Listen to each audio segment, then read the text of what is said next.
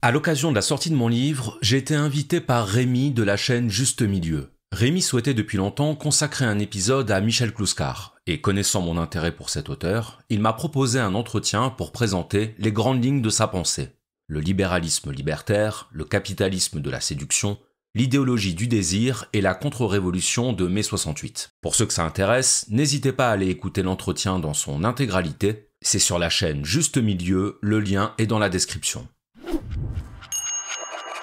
Clouscar voit, au moment donc, où il est en train de préparer sa thèse, il assiste aux événements de mai 68.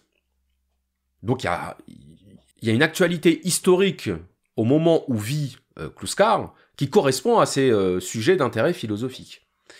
Et donc mai 68, il constate une ambivalence dans ce mouvement.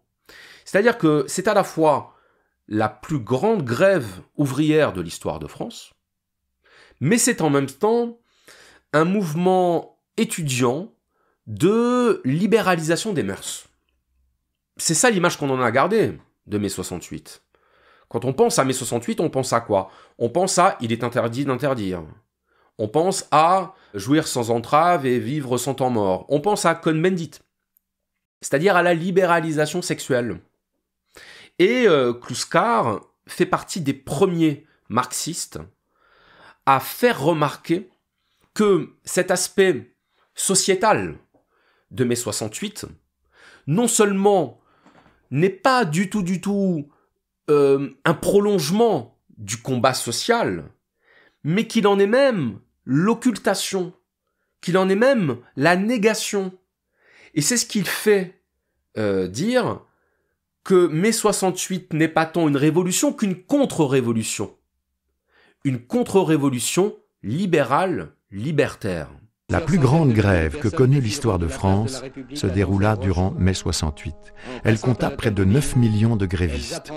Pourtant, aujourd'hui, seuls les combats menés par les mouvements étudiants semblent retenir l'attention.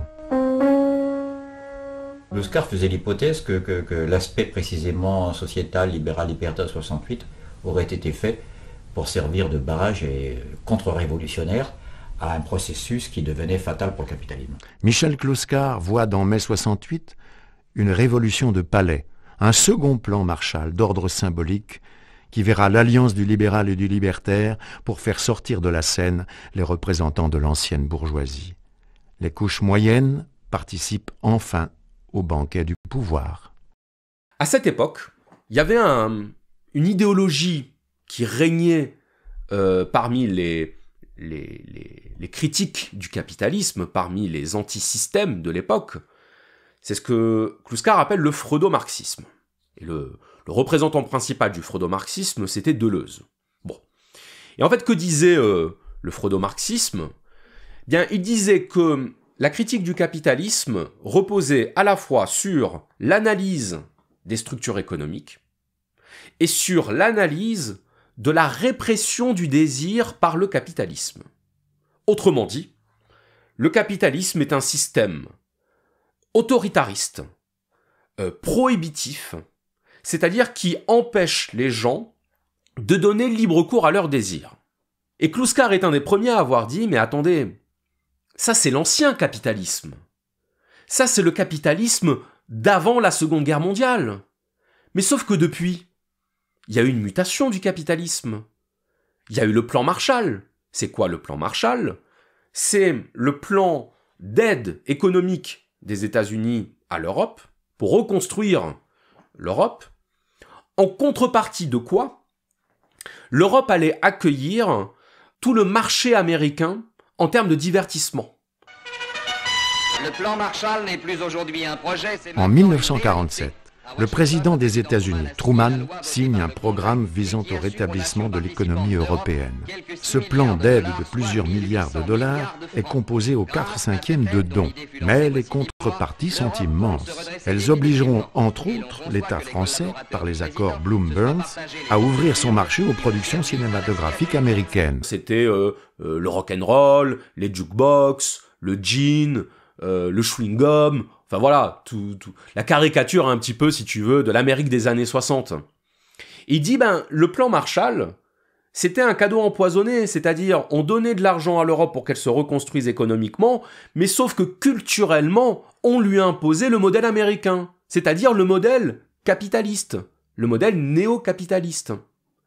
Et donc, Kluskar remet très très tôt les points sur les i par rapport à cette culture libertaire dont Cohn-Bendit a été l'un des représentants, en disant « Attention, ce que vous appelez la culture du plaisir, ce que vous appelez la libéralisation des mœurs, en réalité, ce n'est rien d'autre que la nouvelle forme du marché capitaliste.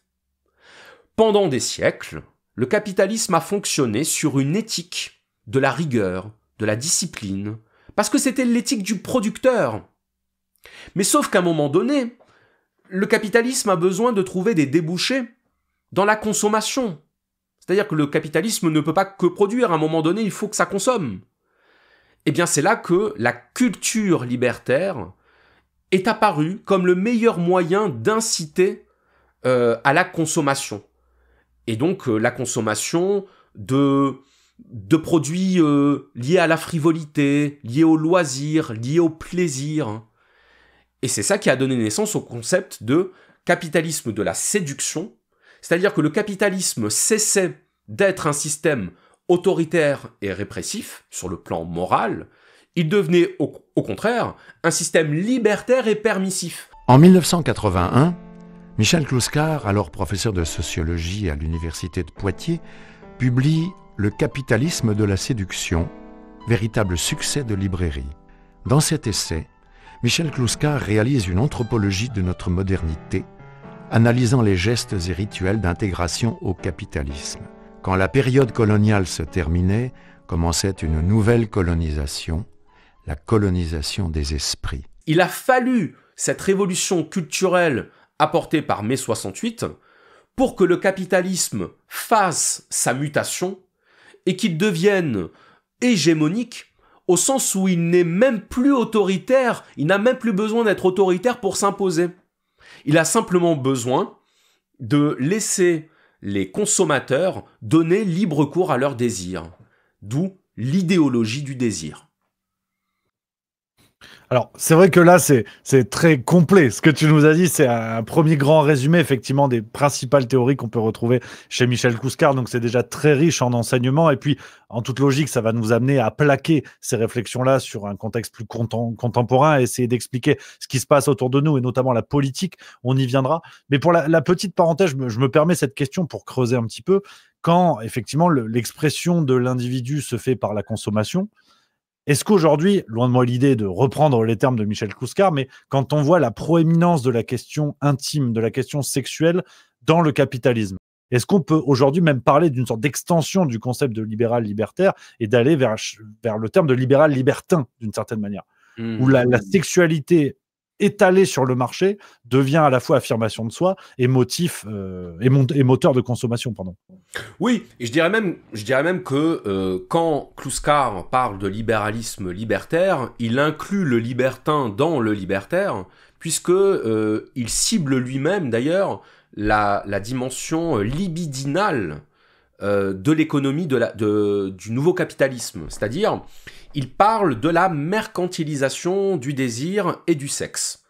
Et donc il explique que le désir sexuel devient un moteur de la consommation et que il charrie donc ce moteur libidinal toute une économie, tout un nouveau marché de la frivolité qui, sous couvert de progressisme et d'émancipation à l'égard de la morale traditionnelle, vient en réalité renforcer et donner corps à la domination capitaliste.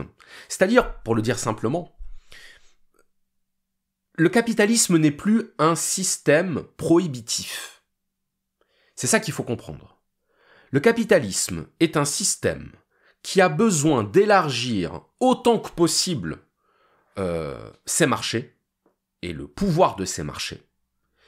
Et s'il faut en passer par l'ouverture du marché du sexe, de la drogue, de tout ce qui est considéré comme transgressif à l'époque.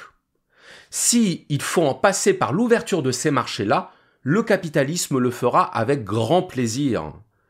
Et c'est ce qui fait que pendant des décennies, on a continué à croire que le capitalisme était un système autoritaire parce qu'on n'a pas vu que toute cette libéralisation des mœurs avait en fait été poussée par le capitalisme. Tu vois, quand tu regardes les publicités, encore aujourd'hui, les publicités, elles sont faites pour solliciter le désir sexuel, pour solliciter la libido, ou pour solliciter l'envie de transgression, l'envie d'évasion, l'envie de singularité. Tu vois, la publicité n'est pas du tout le relais idéologique de la propagande militariste et fasciste. Absolument pas. D'accord ? Donc, c'est un contresens d'associer le capitalisme à l'autoritarisme. Ou plutôt, c'est un contresens de croire que c'est encore comme ça. Parce qu'évidemment, il y a eu une période, et pour Kluskar, cette période-là, elle s'est achevée à la fin de la Seconde Guerre mondiale, où le capitalisme allait de pair avec le nationalisme et avec le traditionnalisme. C'est ce que je disais tout à l'heure, l'éthique disciplinaire du producteur. Hein, et d'ailleurs, on le voit sur les affiches de propagande, que ce soit d'ailleurs les affiches de propagande du parti nazi et du parti communiste, l'ouvrier est toujours, tu vois, il y a la glorification de la force, de la discipline et de la productivité. Hein. Moi, je dis ça renvoie un peu à l'éthique protestante, hein, ce qui a été analysé par Max Weber, c'est-à-dire l'éthique protestante ou l'esprit du capitalisme, c'est-à-dire le capitalisme basé sur l'économie, basé sur l'effort, basé sur l'épargne, sur la restriction. Tu vois ? Thésaurisation. Voilà, la thésaurisation. Et donc ça, c'est l'ancien capitalisme. Tu vois ? Mais c'est le capitalisme de la production. Et quand on est passé à un capitalisme de la consommation, eh bien, il a fallu opérer une sorte de renversement culturel et de renversement moral pour que un maximum de gens acceptent de consommer. Tiens, je vais prendre un exemple, je vais faire un pas de côté, mais qui va nous ramener pile dans la problématique, c'est Édouard Bernays. Je sais pas si tu connais, toi tu connais, voilà, et beaucoup de gens connaissent maintenant. Édouard Bernays, petit-neveu de Sigmund Freud au passage, donc il avait des connaissances en psychologie, c'est quelqu'un qui a réussi l'exploit de faire fumer les femmes, à une époque où les femmes qui fumaient étaient les prostituées. Et en fait, comment il a fait ? Eh bien, il a créé toute une mise en scène à travers des manifestations, à travers des événements médiatiques, pour associer la cigarette à un objet d'émancipation. D'ailleurs, il y avait cette association symbolique de la cigarette au phallus. Et donc, une femme qui fumait n'était plus une prostituée, c'est-à-dire une femme objet. Elle devenait une femme qui se réappropriait sa liberté, confisquée par les hommes. Autrement dit, elle devenait un homme comme les autres. En 1929, il est embauché par une marque de cigarettes en difficulté. Le problème, c'est que les femmes ne fument presque pas, et le paquet vert ne plaît à personne.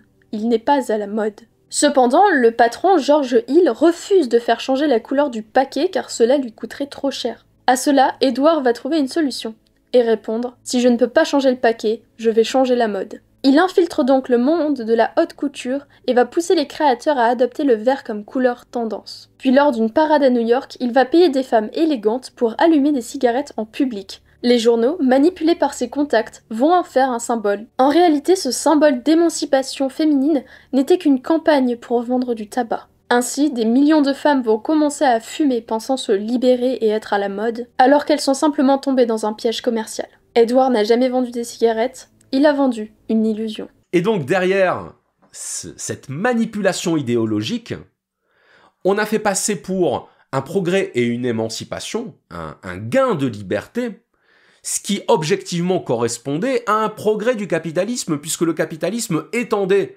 l'un de ses marchés à toute une catégorie de la population qui, pour des raisons culturelles, pour des raisons morales, n'avait pas accès à ce marché. En fait, l'idée, c'est de comprendre que la morale et le marché sont antinomiques, et que pour que le marché avance, il faut réduire la morale. Ou alors, il faut que la morale devienne une morale de la liberté, que la morale devienne une morale du désir. Et c'est là qu'on en arrive à la morale du consentement, qui est de dire « mon corps m'appartient, c'est mon choix », et la seule règle morale qui doit prévaloir, c'est « je fais ce que je veux ». Bon ben, si tu définis la morale comme la liberté de satisfaire librement tous tes désirs, le marché, il est très content. Mais c'est la seule morale qu'il admet, le marché. Parce que tout autre système moral basé sur, tu sais, l'idée qu'il y a des choses qui se font ou qui ne se font pas, l'idée qu'il faut savoir se retenir, l'idée que il faut que l'égoïsme n'est pas forcément une bonne chose, ben, tout ça, ce sont des freins au marché, ce sont des freins à la consommation. Donc faire sauter toutes les traditions morales, faire sauter toutes les barrières morales et normatives de l'ancien temps, c'est ça qu'a réussi à faire le néo-capitalisme, c'est-à-dire le capitalisme de la deuxième moitié du XXe siècle, et c'est comme ça qu'il a réussi à devenir hégémonique. Et c'est là où c'est vrai que de la campagne que tu évoques d'Edouard Bernays, qui avait d'ailleurs fait la une des journaux dans la foulée, et ça avait été intitulé « Les flambeaux de la liberté », voilà. cet exemple. C'est le nom qui était resté célèbre, c'était il y a plus de 100 ans aujourd'hui, et en vérité, on n'a pas évolué d'un sucre. C'est-à-dire que, autre application concrète en lien avec ce que tu dis là, on peut trouver le glissement quasi immédiat, qui fut très soudain, entre l'idéologie woke, je prends des grandes cases évidemment, c'est là encore, il y a plein de découpages possibles, mais comment on est passé de l'idéologie woke à l'idéologie MAGA? C'est-à-dire que Wall Street ne s'est pas embêté, on est passé d'un modèle où il fallait absolument des gens de sexes différents et d'origines différentes, des cheveux bleus, il fallait tout ce qui fait vraiment le packaging classique du discours woke, à tout l'inverse en l'espace de 6 mois. Par exemple, c'est le cas de la campagne pour les jeans American Eagle, si je dis pas de bêtises, avec l'actrice Sydney Sweeney, où ça avait beaucoup fait parler, même dans des médias français, en disant, vous voyez, ils réactivent les codes patriarcaux, les codes virilistes d'une femme qui va montrer son postérieur. Mais là où c'est très intéressant, l'application concrète de ce que nous apprend Michel Kouskar, c'est précisément ça, de se dire, mais qu'est-ce qui motive votre idéologie? Vous avez évidemment le droit de l'avoir, mais qu'est-ce qui la motive et combien peut-elle rapporter à qui? Et c'est là où ça nous permet de renvoyer dos à dos à la fois les wokistes et les pro-MAGA d'une certaine manière, sur le terrain de la réflexion. Parce que Kouskar, il vit à une époque où c'est l'idéologie libertaire qui vient en renfort du capitalisme, mais je veux dire, ça aurait été une idéologie totalement opposée qui serait venue à ce moment-là en renfort du capitalisme. Kouskar l'aurait dénoncé de la même façon, puisque ce qu'il dénonce, c'est la récupération idéologique au profit du marché. Prenons l'idéologie du désir. Quand on dit Kouskar critique l'idéologie du désir, bon déjà, c'est pas qu'il critique, c'est qu'il pointe, il analyse la récupération par l'idéologie du désir dans une optique de mercantilisation. C'est-à-dire, le désir devient un moteur du marché. Bon. C'est pas le désir qu'il attaque, c'est sa mercantilisation. Et pour ça, je vais prendre un exemple qui va parler à tout le monde. Imagine que, un soir, tu vas dans un bar, et puis tu rencontres une jolie femme avec qui tu entames la conversation, et ça se passe bien, elle te plaît, tu as l'air de lui plaire, vous passez un très bon moment, et vient le moment où elle te propose de finir la soirée chez elle et de boire un dernier verre. Toi, t'es ravi. Tu vas chez elle et puis vous buvez un verre, vous discutez, vous commencez à vous rapprocher, vous vous embrassez. Et puis elle te conduit dans sa chambre et là, elle te demande 500 €. Elle te dit, voilà mon coco, c'est 500 €. Ah, c'est la douche froide. Ça refroidit. Qu'est-ce qui refroidit? C'est pas la situation qui était en train d'être vécue. C'est la mercantilisation soudaine de cette situation. Donc, quand Kouskar dénonce la mercantilisation du désir, ce qu'il dénonce, c'est l'annonce du tarif. C'est-à-dire le fait que tout ça n'était qu'une mise en scène capitaliste. Et que la finalité, c'est le profit du marché. Donc dénoncer l'idéologie du désir, ce n'est pas être un conservateur ou un réactionnaire qui est contre la liberté sexuelle. C'est être quelqu'un qui a compris que sous couvert de libéralisation sexuelle, en réalité, celui qui en profite, c'est le marché. Donc c'est la dénonciation et la critique du marché. Et ça a été l'un des grands mérites de Dominique Pagani de le préciser dans mon entretien, c'est que Kluskar est un marxiste qui applique le marxisme. Kluskar, lui, il va pas passer son temps à savoir ce que Marx a dit. Il suppose que le corpus est connu et il l'applique. Dans la consommation musicale, dans les mœurs. Là, je reviens au capitaine de la séduction. Sa principale initiative, ça a été que tout est fait pour qu'on ne parle pas de la lutte des classes. Appliquer le marxisme, ça veut dire ne pas se contenter de réciter le Capital.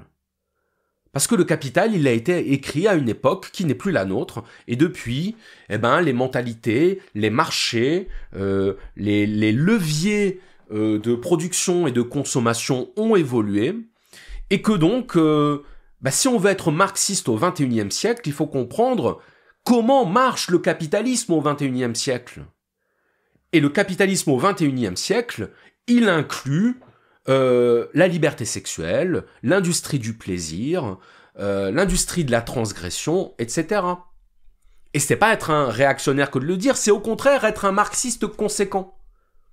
Je dis ça parce que on a tendance à croire que dès lors qu'un communiste, un marxiste ou quelqu'un qui se réclame de gauche fait la critique de tel ou tel type de liberté individuelle ou tel type de progressisme, qu'en fait c'est un réactionnaire refoulé qui n'assume pas de dire que oui d'accord il est de gauche mais en fait non il est de droite. Pas du tout.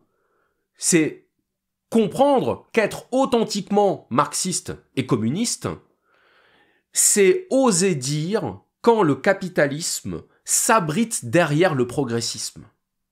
Ça ne veut pas dire que tu critiques le progressisme, ça veut dire que tu critiques sa récupération. Et c'est très important de le signaler et de le souligner. Pour écouter cet entretien dans son intégralité, rendez-vous sur la chaîne YouTube Juste Milieu, le lien est dans la description.